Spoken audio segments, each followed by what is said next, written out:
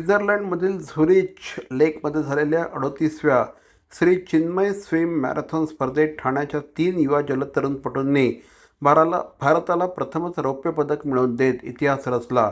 आयुषी आखाडे, समीप्ता वाव्हळ आणि सुयश हिंदळेकर यांनी 26 किलोमीटरचं अंतर 8 तास 7 मिनिटात पूर्ण करत ही उल्लेखनीय कामगिरी केली. मुसळधार पाऊस, जोरदार वारे, 12 ते 13 अंश तापमानाच्या थंड पाण्यात त्यांनी उत्कृष्ट प्रदर्शन केलं.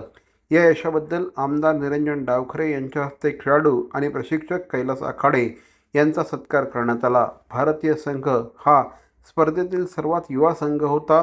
खेळाडूंनी आंतरराष्ट्रीय स्तरावर भारताचा तिरंगा अभिमानाने फडकवल्याबद्दल त्यांचं कौतुक करण्यात आलं. इव्हेंटच्या दिवशी वातावरण तर प्रचंड खराब होतं.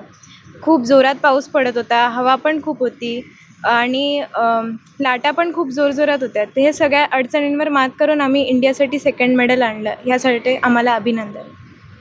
तुला हे स्विमिंग करताना काय त्रास झालेला आहे, काय जाणवलं का? किती हिंमत वाढत होती?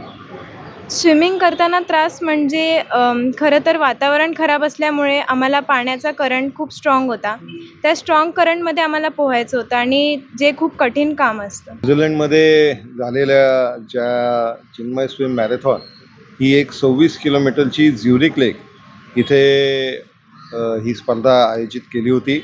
38 वर्षामध्ये पहिल्यांदा भारतामध्ये आपल्याला या स्पर्धेमध्ये यश भेटलेलं आहे.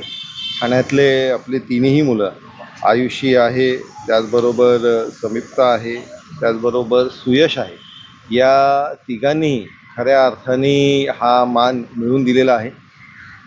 स्टारफिशच्या माध्यमाने ठाणे डिस्ट्रिक्ट ॲक्वेटिक असोसिएशनला असोसिएटेड असताना याच्यामध्ये एक चांगल्या पद्धतीचं काम स्टारफिशच्या माध्यमाने सुरू आहे.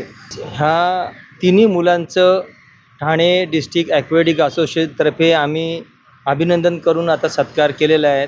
डावखरे साहेबांनी मगाशी सांगितलं की ह्या सगळ्या गोष्टीत आम्हाला विशेष अभिमान ह्या मुलांचा ह्याच्यासाठी वाटतो की ही स्पर्धा 38व्या वर्षामध्ये प्रथमच आमच्या ह्या टीमला, ठाण्याच्या टीमला प्रथम सिल्वर मेडल भेटलेलं आहे.